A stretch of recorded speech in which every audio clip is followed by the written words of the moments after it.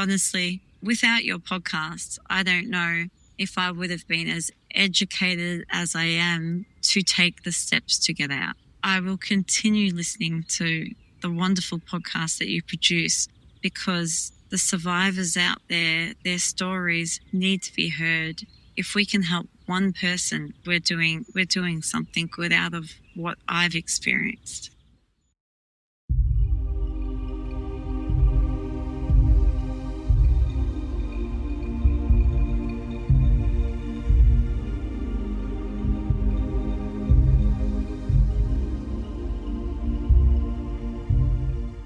When Dating Hurts wants you to know as much as you can about dating abuse and domestic violence. That's so you are able to face the world ready to see through people who might become a threat to your safety.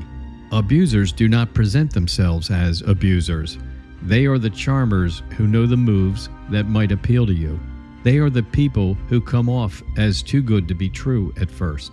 It's not easy to know who is a potential abuser and who is a straightforward individual who wants to bring out the best in you today and tomorrow.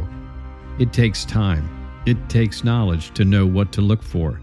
We want you to face the world armed with knowledge. We want you to be a little skeptical.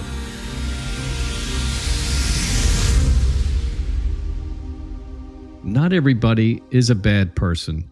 That's not the point. And it's not the case. But there are evil people masquerading as attractive individuals who know the tricks. They know how to impress you. They will ask you a lot of questions so they know where you're strong and where you are weak. The first meeting or the first date is rarely weird or off-putting. These predators take their time, like an animal watching you while creeping up on you, and then they strike. We don't want you anywhere near them. But you have to be ready, armed with knowledge. The following portrayal of an abuser was written, much like a script would be handed to an actor. In this case, the voice and the performer was made possible by a computer-generated voice. It might sound quite real, but it is not a real person. The words were written by someone who has studied dating abuse for decades. Here's another episode featuring what we shall call the mind of an abuser. This podcast demonizes men like me. Every move we make is interpreted through a filter as a prelude to emotional or physical abuse. You know what you can do with those freaking warning signs? You do. The sooner the better. On a first date, what's wrong with me expressing how I feel? If I like someone, I sure as hell am going to tell her. Why should I hold off? If I did hold off, then she might think I didn't like her. But if I do say I like her, then you think I'm moving too fast. God forbid I try to give her a kiss. I guess the great book of red flags might indicate a handshake could be permissible. But even that might be taking it too far. It's like someone set out to get into the minds of women and reinterpret every experience they've ever had. If they had a great first date with a man, then some psych job out there goes and turns it on its head, adds some voodoo sauce and says, "Hey, you had a great time." But wait, watch out. That means this man is probably a full-blown predator about to strike. My God. After the so-called survivors get through telling their stories on this podcast, I might as well toss myself under a transit bus just because I made a little move on someone, as if I moved too fast. Now, here's a new area we can gripe about. I've had many girlfriends in my day, not bragging, and I think it's okay to poke some fun once in a while. Like, if I don't like the way she dresses like it's too showy, then I will say something. I think it indicates I care, right? But the warning signs book has a different spin on it. It says I am criticizing her, or I am being too hurtful. Come on, if she looks like she's selling something, I need to man up and tell her to stop it. Are we on a date, or are you shopping yourself around? Oh, and there's that junk about isolation.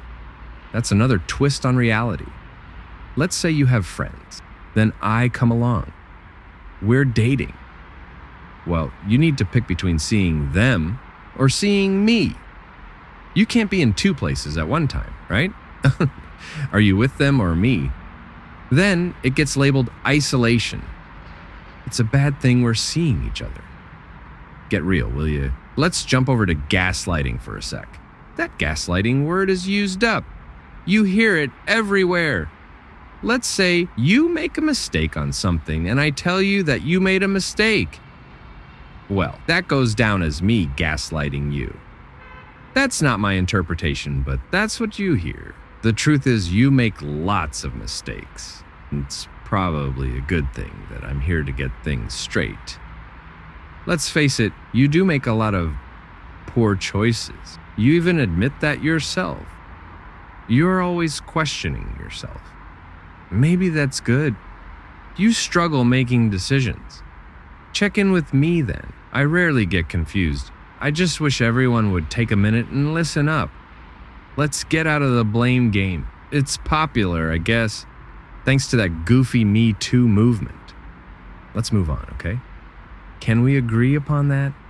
And let's stop pointing fingers. Oh, you say I have a temper, right? So why would I have a temper if I did? Do you think it might have anything to do with you and what you do? Aha, this therapy session might yield results yet. Let's examine this. You do or say things that trigger me. That's the word, right? Trigger? That's the domestic violence $1 million word when someone does or says something that sets the other person off. You say my temper is scary. If it is that scary, then see what you're doing that sets me off. Cause and effect. Okay, once again, I have shared what I call wisdom. It's one man's opinion, but I bet you a lot of men agree with me, especially those who live under microscopes being pinned down as evil predators, whose only reason to live is to wreak havoc on the innocent. I can tell you, I am worn thin being degraded for my actions, and I have had it with being portrayed as nothing but no good. If I thought for 1 minute that I was the problem, then I would go to work on me. But that's not the case. Never was and never will be. I am glad we had this little chat. You too, I bet. Just a reminder that the previous words and performance was for educational purposes only. If what you just heard feels like someone you have a relationship with, then strongly consider contacting a domestic violence agency, or at least tell this to someone who you trust. Your life needs to be yours, free from domination by anyone else. Thank you for listening. Thank you for listening to the When Dating Hurts podcast. Subscribe and receive life-saving information from experienced individuals who are freely offering it to you. If you have a survivor story you want the world to hear and will help the many thousands who are listening, please write me at billmitchell@whendatinghurts.com. That's billmitchell@whendatinghurts.com. Storytelling is a sure way to enlighten others while bringing new feelings of freedom from abuse to yourself. Hi, it's Bill. I'm proud to say the When Dating Hurts podcast is part of the Evergreen Podcast Network. To learn more about Evergreen Podcasts or to check out other shows on the Evergreen Network, just visit evergreenpodcasts.com. The When Dating Hurts podcast is providing this platform for information to be shared. We do not state with any certainty that anything is true or untrue. Understand that what you hear is the viewpoint of the people sharing. The information, opinions, and recommendations presented in this podcast are for general information only. Any reliance on the information provided in this podcast is done at your own risk. This podcast should not be considered professional advice.